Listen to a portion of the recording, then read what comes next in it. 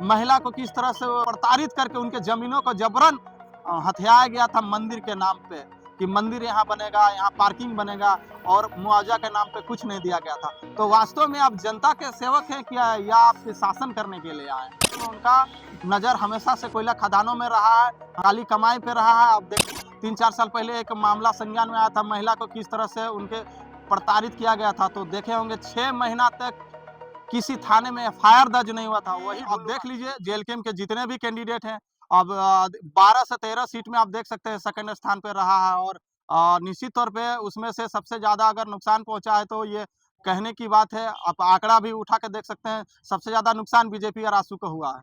तो वास्तव में अगर धनबाद लोकसभा से जयराम मातो जी लड़ते तो रिजल्ट कुछ और रहता, और कहीं जीतने के कगार में आ जाते वो सांसद में। अच्छा। तो उन्हें गलत क्या कहा? और अगर वास्तव में आप जनता का सेवक हैं, तो सेवक आपका, आपके जनता जब आपके दुख में होती है, उस समय जयराम मातो को कोई अपने मन से वो नहीं आते हैं। जनता बुलाती है, आपके खदानों में, आपके अत्याचार पे, आपके शोषण पे जनता बुलाती है, बघमारा की जनता बुलाती है। तो सोचने और चिंतन मंथन करने की ज़रूरत है माननीय सांसद महोदय ढुल्ली मातो को, कि आप जो आप बोल रहे हैं कि यहाँ पे जयराम मातो जी क्यों आते हैं, उनका क्षेत्र नहीं है। तो आपसे जनता आपसे तंग आ चुकी है, आपके शोषण से तंग आ चुकी है। अभी वर्तमान में चल रहा है तमाम सोशल मीडिया में, प्रिंट मीडिया में, कटिंग पेपर में जो चल रहा है, आरोप चल रहा है कि जो ढुल्लू महतो के ऊपर में 40,000 करोड़ रुपया का जो ये आरोप है कि वो धांधली किए हैं, इन पे क्या कहेंगे? क्या चर्चा करना चाहेंगे? सच्चाई है जी, एक मामूली विधायक थे, इससे पहले क्या थे? एक बार भी मंत्री नहीं थे। आप ही बताइए, आप लोग पत्रकार बंधु हैं, आप लोग भी तो अनुमान लगाइए, एक मामूली विधायक थे। क्या थे इससे पहले? सांसद से पहले क्या विधायक थे? और विधायक का क्या सैलरी होता है? लगभग पौने 3 लाख होता है। आप 3 लाख को लगभग मान लीजिए ना कि विधायक 2000 शायद मेरे मने याद से 2009 से वो विधायक बन रहे हैं बागबाहरा से, जहाँ तक मुझे याद है। 2009 से विधायक बन रहे हैं। आप सोचिए उस सैलरी को अगर जोड़िए, अगर अगर अगर इसमें सच्चाई है तो सोचिए कि 40,000 करोड़ रुपया अगर वो व्यक्ति ऐसे एक मामूली विधायक है, अगर इस तरह का अगर संपत्ति अर्जित करते, तो समझ लीजिए कि किस तरह से कोलवरी क्षेत्र में उनका दबदबा और उनका एक काली कमाई की साम्राज्य किस तरह से खड़ा किए हैं, सोच सकते हैं। और उन्होंने सही कहा है, डुमरी विधायक जी माननीय ने सही कहा है कि धर्म की आड़ पे जो एक राम राज्य मंदिर का जो स्थापना किए हैं, वास्तव में उस मंदिर की सच्चाई की बात करें तो वो जितने भी कोलवरी क्षेत्र में तमाम जितने भी एक आम आदमी जो कोलवरी क्षेत्र में जो नौकरियां करते हैं, सीसीएल में, बीसीसीएल में, उन लोगों को एक निर्धारित किया गया था कि आपको 5 और 10,000 रुपया देना है, हम मंदिर बना रहे हैं। और उस मंदिर की आड़ में उन्होंने कई ऐसे गलत कामों को किया। आप देखे होंगे किस तरह से कुछ दिन पहले संज्ञान में आया था, आप लोग भी कवरेज करने शायद गए होंगे। एक किस तरह से एक महिला को किस तरह से मतलब प्रताड़ित करके उनके जमीनों को जबरन हथियाया गया था मंदिर के नाम पे, कि मंदिर यहाँ बनेगा, यहाँ पार्किंग बनेगा, और मुआवजा के नाम पे कुछ नहीं दिया गया था। तो वास्तव में आप जनता के सेवक हैं क्या, या आप शासन करने के लिए आए? अच्छा, जयराम चुनाव से पहले भगत सिंह का नाम लेते थे, बाकी नेताओं का समर्थन मांगते थे। अभी ढुल्लू महतो के ऊपर 50 केस है, इतना करप्शन का ऊपर आरोप लगा है, आप भी बता रहे हैं कि चोर है, भ्रष्ट आदमी है, और उससे तुलना क्यों कर रहे हैं कि ज्यादा कमा रहा है? ये केवल जयराम मातो की सवाल नहीं है, तमाम लोग जानते हैं, धनबाद के लोगों जानते हैं, बाघमारा के लोग जानते हैं कि किस तरह से ढुल्लू मातो की सक्रियता जनता का ना होके उन्होंने किस तरह से कोयले खदानों में सक्रियता हमेशा से दिखाया है। और आज जितने भी अगर उनका अगर बैकग्राउंड, राजनीतिक बैकग्राउंड को देखें तो वो हमेशा से लड़ाई लड़े हैं कोयला खदानों में अपना वर्चस्व की।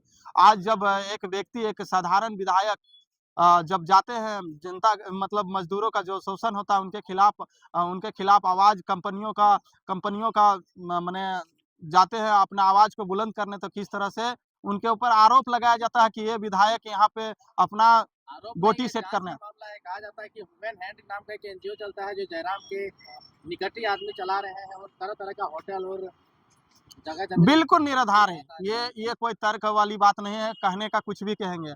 उन लोग जानता है कि हम इस सवाल को कैसे से डाइवर्ट किया जाता है, तो उन लोग अपना एगो एगो तरीका निकाल लेता है कि एक उनके भी खिलाफ एक इल्जाम को लगाए और इस सवाल के मतलब भागा आप भी जाए। इल्जाम लगाए तो वो गलत है। प्रीति इंटरप्राइजेस से लेके सारी चीजों का, भट्ठा से लेके फैक्ट्री से लेके सारा चीज, अरे सच्चाई है जी, अगर नहीं रहता तो मैंने उनका सच्चाई और आपका वाला झूठा आरोप हो गया। अरे सच्चाई नहीं रहता तो बताइए, आज आप लोग देखते होंगे किस तरह से जब एक मामूली विधायक जिस तरह से उन्होंने एक कह सकते हैं ना कि जिस तरह से काफिला चलता है, जिस तरह का रहन-सहन है, जिस तरह से उनका आप पूरे धनबाद क्षेत्र में देख लीजिए, जगह-जगह पे उनका ज़मीन, उनका उनका बिल्डिंग, उनका कॉम्प्लेक्स, तो ये दर्शाता है कि वो किस चीज़ में इन्वॉल्व है।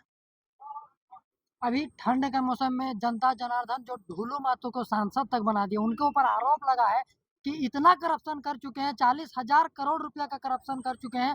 अगर पर डे उनका पर डे या पर मंथ का आंकड़ा लगाया गया था कि अगर 5 लाख रुपया करके भी वो खर्चा करेंगे तो 192 साल तक वो जीवित रहेंगे, तब तक उनका जो भ्रष्ट करप्शन करके जो अमाउंट वो जमा किए वो खत्म नहीं होगा। इस पे क्या कहेंगे? इस सवाल को थोड़ा-सा सुधार कर लीजिए। ये मैंने करप्शन नहीं किया, इसे काली साम्राज्य ने खड़ा किया है। 40,000 करोड़ का जो माननीय विधायक जी ने आरोप लगाया है, ये एक सच्चाई है इसमें। अगर 20,000 करोड़ भी होगा तो सोचिए ये कम आंकड़ा नहीं होता। ये मुँह में एक बार में अट जाता है कि 20,000 करोड़। अगर सोचिए उस इतना अगर रकम उस एक मामूली विधायक अगर जमा करता, तो सोचिए कि कोयले खदानों में किस तरह से उन्होंने एक साम्राज्य खड़ा किया और किस तरह से झारखंड पूरे देश के जो कह सकते हैं कि जो पैसा सरकार के खजाने में जाने चाहिए, उस काली कमाई को किस तरह से एक मामूली विधायक ने और एक अभी सांसद, वर्तमान में सांसद, किस तरह से पैसा, अगर 40,000 करोड़ रुपया एक छोटा-मोटा रकम नहीं होता है।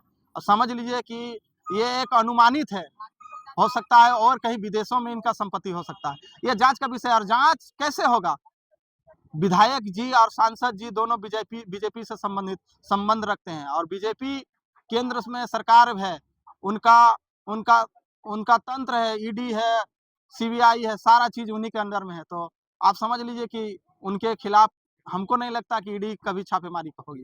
क्योंकि बीजेपी के घेराव में अगर क्या है, केंद्र में बीजेपी की सरकार है तो क्या बीजेपी के कठपुतली की तरह नाचती है क्या?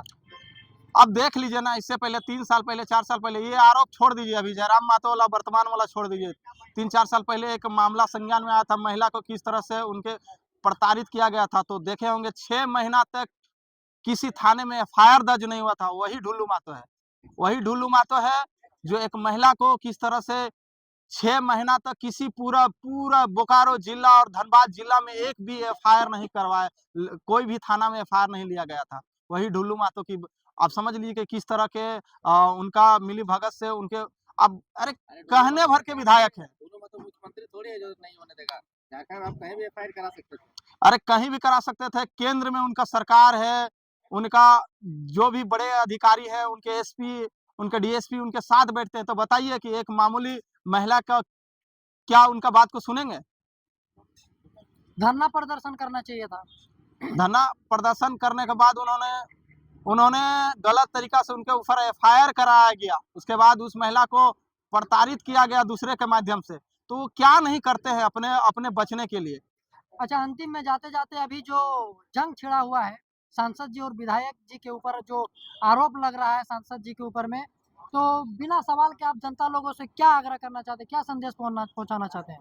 देखिए, जनता सब कुछ समझती है और चुनाव आने तक सब कुछ जानती है कि हमको क्या करना है। और देखिए, आप किसी भी चीज़ को आप जनता को गुमराह नहीं कर सकते हैं, ज़्यादा दिन तक गुमराह नहीं कर सकते हैं। तो जानती है कि जनता कि ढुल्लू महतो एक ऐसा व्यक्ति है। वो समय दूर नहीं है कि जब जनता उनकी वास्तविकता से वाकिफ़ हो जाएगी और आने वाले समय में जनता मुँहतोड़ जवाब देगी। जिस तरह से उन्होंने ना जनता का कहने का, वो कहते हैं कि हम जनता का सेवक हैं, मगर वास्तव में उनका नज़र हमेशा से कोयला खदानों में रहा है, हमेशा से काली कमाई पे रहा है। आप देखते होंगे पूरे अभी धनबाद का लोकसभा सांसद बन चुके हैं, अभी देखते होंगे पूरे सक्रियता हमेशा से अगर देखिएगा कहीं भी तो खदानों में उनका एक्टिविटी देखते होंगे। तो जनता अब धीरे-धीरे जानती है कि ढुल्लू महतो अब क्या वास्तव में अब एक कारोबार है। उन्होंने कहने का है कि जनता का सेवक है।